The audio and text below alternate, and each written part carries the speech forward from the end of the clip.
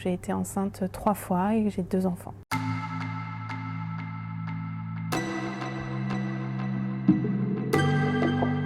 J'ai vécu ce qu'on appelle une fausse couche précoce, c'est-à-dire que la grossesse s'est arrêtée pendant le premier trimestre de grossesse. Ce qui est une situation assez courante, mais dont on parle très peu. La plupart du temps, quand une grossesse s'arrête à ce stade-là, on pense qu'il y a une anomalie génétique qui est détectée par le corps de la mère et qui fait que la grossesse s'arrête parce que l'enfant à venir ne pourra pas vivre. Au moment où donc la personne qui me fait l'échographie, la dernière échographie, me dit que la grossesse est arrêtée, ça fait déjà quand même quelques semaines que les médecins sont de moins en moins optimistes sur l'évolution de cette grossesse. Donc je peux pas dire que j'ai été sous le choc, totalement, mais la phrase « la grossesse est arrêtée », elle n'évolue plus, elle me secoue quand même énormément sur le moment et je pense que tout de suite après, j'ai une réaction physique qui est très simple, c'est-à-dire que je pleure et que j'ai beau poser des questions aux soignants, je n'ai pas de réponse sur ce qui va se passer ensuite. Je suis enceinte là, au moment où je l'apprends, là, je sais, on vient de voir, il y a une échographie, il y a quelque chose, donc non, en fait, ça peut pas s'arrêter maintenant. Je suis totalement débordée par ce qui se passe et en même temps, je crois qu'au fond, je comprends rien. Je suis très en colère. Et moi, je suis pas quelqu'un qui me met très facilement en colère.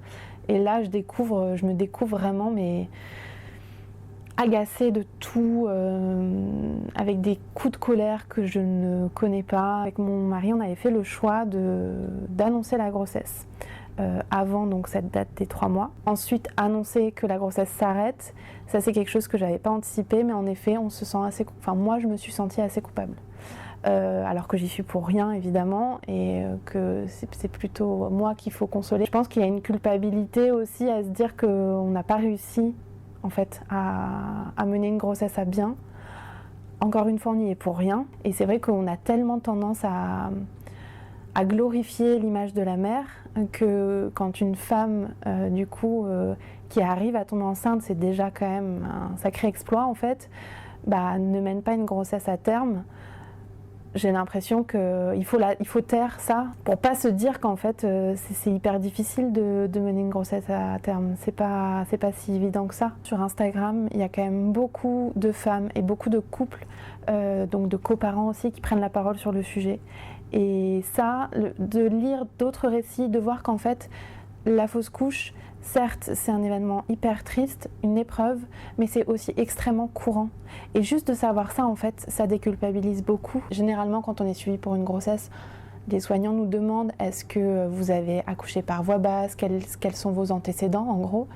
Et jamais on m'a posé de questions sur la fausse couche. Je trouvais ça étonnant. Alors peut-être que médicalement, en effet, ça n'a pas de conséquences, mais c'était important pour moi, pour la reconnaissance de cette grossesse, de dire oui, j'ai déjà un enfant, oui, j'ai accouché par voie basse, tout s'est bien passé, mais j'ai aussi vécu une fausse couche. Prenez-le en compte, quoi. Ça secoue encore un peu, donc je pense que les montagnes russes sont pas totalement terminées, mais ça s'apaise. Je crois que face à une fausse couche, il n'y a rien qui remplacera le temps, en fait. Plus on en parle, plus il va pas y avoir moins de fausses couches, mais il va y avoir moins de culpabilisation des femmes qui le vivent. Elles le vivront peut-être un peu moins aussi dans l'ombre, en fait. J'ai été enceinte 3 fois, j'ai 2 enfants, donc il y a 2 grossesses qui se sont conclues par 2 naissances et 2 petits garçons.